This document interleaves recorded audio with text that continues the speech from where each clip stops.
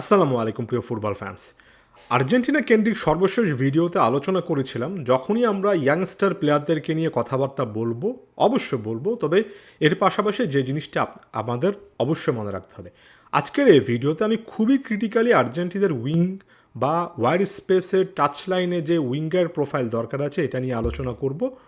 তবে এর আগের ভিডিওটা রেফারেন্স এজন্যই দিলাম যে এটা একটা ধারাবাহিক আলোচনা, আমি ছোট ছোট ভিডিও আকারে পাবলিশ করার চেষ্টা করছি, তাই আগের ভিডিওগুলো একটু দেখবেন যাতে করে কনটেক্সটটা মিস না হয়। আজকের আলোচ্য বিষয় আর্জেন্টিনার উইঙ্গার পজিশন এবং ওয়াইড স্পেসে যে স্পিডি প্লেয়ার দরকার সেটা অ্যাকনলেজ করা। তবে এটা মূলত দুটো পর্বের একটা আলোচনা হবে। প্রথম পর্বে আমি মূলত অ্যান্সার করার চেষ্টা করব কেন আর্জেন্টিনার জন্য আসলে উইঙ্গার খুঁজে বের করা কিছুটা হলো টাফ বাকি দলগুলোর তুলনায়। এখানে সলিউশনের দিকে যাচ্ছি না, ইয়াংস্টার প্লেয়ারদের দিকে এখনই যাচ্ছি না, আগে প্রবলেমটা আইডেন্টিফাই করে নিই, পরবর্তী পর্বে এখন ইয়াংস্টার প্লেয়ারদের মধ্যে বিকল্প কে হতে পারেন সে আলোচনা থাকবে। প্রথমত আমাদের আর্জেন্টিনার সিস্টেমটা আরও একবার রিভিজিট করতে হবে এবং এখানে যখনই আর্জেন্টিনার উইং পজিশন বা উইঙ্গার হিসেবে কোনো একটা প্রোফাইল আমরা খোঁজার চেষ্টা করব, আমরা আনহেল ডিমারিয়া এমন একটা প্লেয়ারকে অবশ্যই আনবো। ডিমারিয়ার মতো কেউ নন এখন পর্যন্ত অবশ্যই, তবে ডিমারিয়াকে আনার পেছনে মূল উদ্দেশ্যটা হচ্ছে একটা বেঞ্চমার্ক সেট করা, একটা বার সেট করা, এবং ডিমারিয়া আর্জেন্টিনার জাতীয় দলে উইং পজিশনে সে বারটা অলরেডি সেট করে রেখেছেন। এখন আমি স্ট্রেট ফরওয়ার্ড বলে দিতে চাই যে উইং স্পেস স্পিড এই জিনিসগুলো খুবই আকর্ষণীয় ব্যাপার, তবে আর্জেন্টিনার প্রথাগত সিস্টেমে এমন টাইপের এক্সপ্লোসিভ স্পিডি উইং প্রোফাইলটা বের করাটা আসলে টাফ। বর্তমানের জন্য টাফ না, একটা লম্বা সময়ের জন্য টাফ। এমনকি যে সময়টাতে লিওনেল মেসি খেলছেন, লিওনেল মেসি আর্জেন্টিনা জাতীয় দলে আসলে উইঙ্গার হিসেবে সেভাবে খেলেননি, বার্সেলোনাতে এর চেয়ে বরং বেশি তিনি টাইম পেয়েছেন, মূলত নাম্বার 10 হিসেবে খেলেছেন।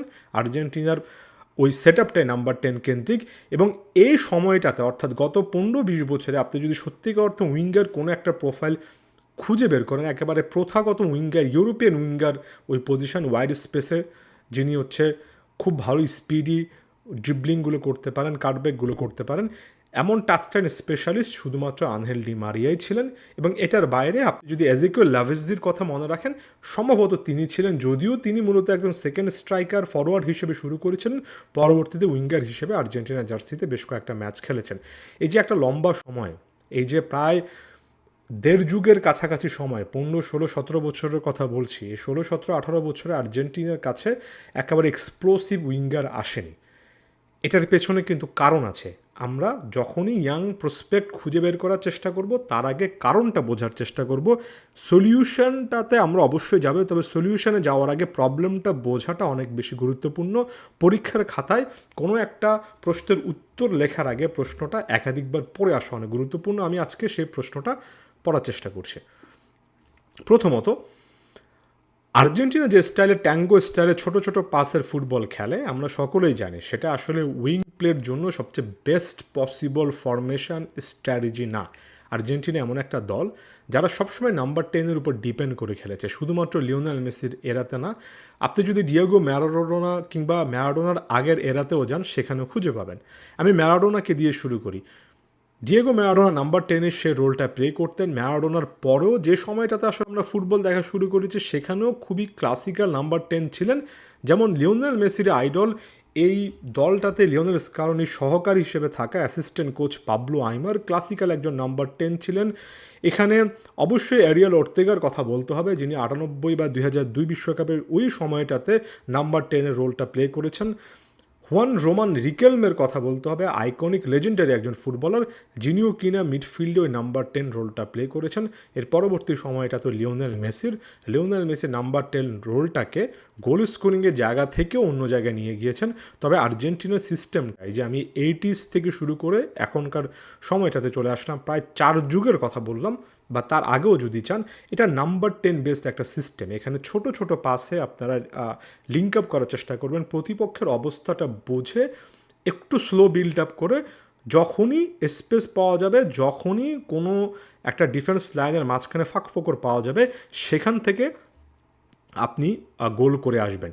এটাকে নেগেটিভলি নেওয়ার খুব একটা বেশি কিছু নেই, কারণ আপনি যদি মনে করেন যে এটা একটা স্লো ফুটবল, তার মানে আপনি ড্রিবলিং টাইপ 1 vs 1 সিচুয়েশানে যেখানে সামনে একজন প্লেয়ার আছেন, একজন ডিফেন্ডার আছেন, তাকে কারিয়ে নেওয়ার যে ব্যাপারটা, কিংবা একটা ডিফেন্স লাইনকে ভাঙার যে ড্রিবলিং অ্যাবিলিটি, যে থ্রু পাস, এই জিনিসগুলো হয়তো বা আপনার কাছে ভালো লাগে না।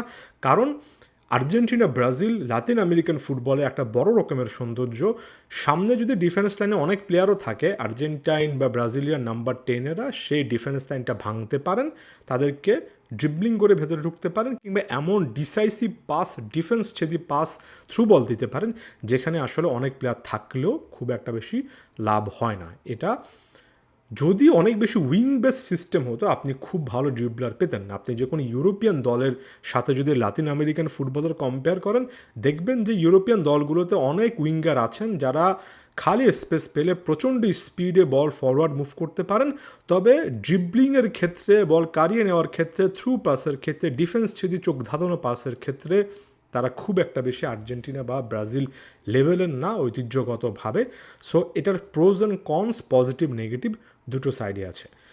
এই অবস্থায় এসে কেন আর্জেন্টিনার এই সিস্টেমটাতে উইং স্পেশালিস্ট একটু কমই আসে সেটা ব্যাখ্যা করতে গেলে আমি মারুসিও পোচেত্তিনোর সাম্প্রতিক সময় একটা ইন্টারভিউ দেখছিলাম, সেটার কথা বলবো।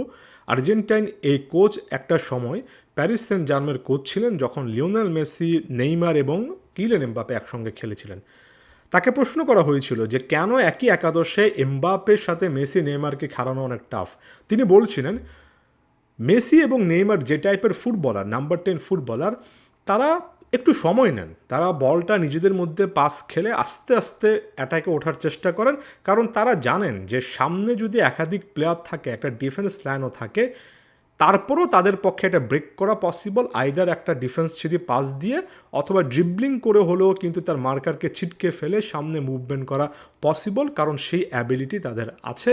তারা এমন টাইপের স্পেশালিস্ট, তারা ন্যারো স্পেসে একাধিক প্লেয়ারকে কাটিয়ে ভিতরে ঢুকতে পারেন, কিংবা এমন একটা পাস দিতে পারেন যেখানে ডিফেন্স লাইনটা পুরো ভেঙে যায়। সো তারা বলটা নিজেদের মধ্যে রেখে বিল্ড আপ করে প্রতিপক্ষের অবস্থা বুঝে তারপরে কুইক মুভমেন্টের দিকে যান।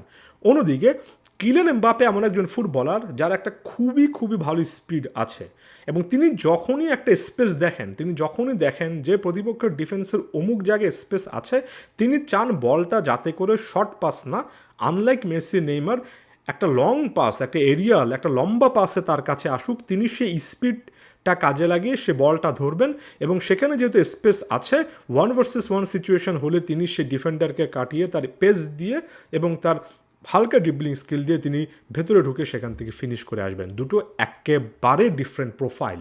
অর্থাৎ এখানে মেসি, নেইমারকে একই একাদশে খেলাতে গিয়ে তিনি একটা স্টাইল খুঁজে পেয়েছেন যেখানে বিল্ড আপ করে পাসিং ফুটবল খেলে ইন্ডিভিজুয়াল স্কিলে ডিফেন্স লাইন ভাঙা। অন্যদিকে কিলিয়ান এমবাপের ক্ষেত্রে বলটা অনেক বেশি করে লং পাসে বাড়িয়ে সে স্পেসটাকে টার্গেট করা, এবং এটা করতে গিয়েই প্যারিস সেন্ট জার্মের ওভারঅল সিস্টেমটাই কিন্তু দুটো কম্বিনেশনের মাঝখানে এসে একেবারে ব্রেক করেছে, যেটা পোচেত্তিনো স্বীকার করেছেন। কারণ মেসি, নেইমারের কাছে বল থাকলে তার খুব একটা বেশি টেনশন করতে হয় না, লং পাস খেলা লাগবে না। তিনি জানেন যে এই প্লেয়াররা স্লো বিল্ড আপ করে হলেও যে কোনো সময় তাদের স্কিলের মাধ্যমে প্রতিপক্ষের ডিফেন্স লাইন ভেঙে ফেলবেন বা পাসিংয়ের মাধ্যমে ডিফেন্স লাইন ভেঙে ফেলবেন। অন্যদিকে Kylian Mbappe constantly run make করছেন, কনস্ট্যান্টলি ফাইনাল থার্ড স্পেস খুঁজছেন, এবং বলগুলো যদি এরিয়ালে তার কাছে না আসে তাহলে তিনি হতাশ হচ্ছেন। এই দুটো কনট্রাস্টিং একেবারে ভিন্ন স্টাইলকে একই একাদশে রাখতে গিয়ে তিনি হিমশিম খেয়েছেন, এবং এটাই ইউরোপিয়ান ফুটবলের সাথে লাতিন আমেরিকান ফুটবল, এটাই লিওনেল মেসি, নেইমার কেন্দ্রিক নাম্বার 10 বেস সিস্টেমের সাথে উইং প্রোফাইলের একটা বড় পার্থক্য। আর্জেন্টিনা প্রথাগতভাবে বছরের পর বছর ধরে নাম্বার 10 বেস সিস্টেম খেলায় যতগুলো ইয়াংস্টার প্লেয়ার দেখবেন, সেটা নিকো পাজ হোক, সেটা আপনি তারও আগে যদি থিয়াগো আলমাদা থেকে শুরু করেন, সেটা যদি ক্লাউদিও এচেবেরিকে এই মুহূর্তে আপনি নিয়ে আসেন, এমনকি মাতিয়াস সুলে, তিনি নিজেও কিন্তু মূলত প্লে মেকার, সেকেন্ড স্ট্রাইকার থেকে একটু ইভলভ করে উইংয়ে শিফট হওয়া এমন একটা প্রোফাইল। আপনি যদি ভ্যালেন্তিন কার্বোনিকে দেখেন, আপনি যদি ফাকুন্দো বৌনানত্তকে দেখেন, আপনি যদি ফ্রাঙ্কো মাস্তান্তুনোকে দেখেন, প্রত্যেকটা প্লেয়ারকে দেখলে আপনার কাছে মনে হবে যে তারা সম্ভবত উইঙ্গার, কিন্তু সত্যি অর্থে নাম্বার 10-এর সেই স্পেসটা গ্র্যাব করেন, কারণ ঐতিহ্যগতভাবে উইং প্রোফাইলের দিকে আর্জেন্টিনা খুব কমই যায়। ইয়াংস্টার প্লেয়াররা ওই মেসি, ম্যারাডোনাকে দেখে, ওর্তেগা, আইমারদেরকে দেখে নাম্বার 10 হওয়ার জন্য বেশি চেষ্টা করেন। এগুলোর মধ্যে উজ্জ্বল ব্যতিক্রম ছিলেন আনহেল ডি মারিয়া। তিনি এই ওভারঅল সিস্টেমটা ভেঙে নিজেকে একজন টাচলাইন স্পেশালিস্ট বানাতে পেরেছিলেন বলেই লিওনেল স্কালোনি বা এর আগের কোচগুলো তাকে দলে রাখতে পেরেছিলেন। এ মুহূর্তে দাঁড়িয়ে খুব একটা বেশি স্কালোনিদের কাছেও যে উইংয়ে অপশান আছে বা ইউথ পাইপলাইনেও যে খুঁজে পাওয়া যায়, ব্যাপারটা এমন নয়। তারপরে অপশান আছে, তারপরে কিভাবে অপশানগুলো বের করা যায় সেটা নিয়ে আমরা পরবর্তী ভিডিওতে আলোচনা করব। নেগেটিভলি এটা নেবেন না, বাট শুরুতে এটা অ্যাকনলেজ করলাম কেন আর্জেন্টিনা সিস্টেমে সত্যিকার অর্থে এমন একটা ঘাটতি এসেছে। পরবর্তী ভিডিওতে আমরা এটা সলিউশন খোঁজার চেষ্টা করব। ফুটবল ফ্যাগের সাথেই থাকবেন। ধন্যবাদ সবাইকে।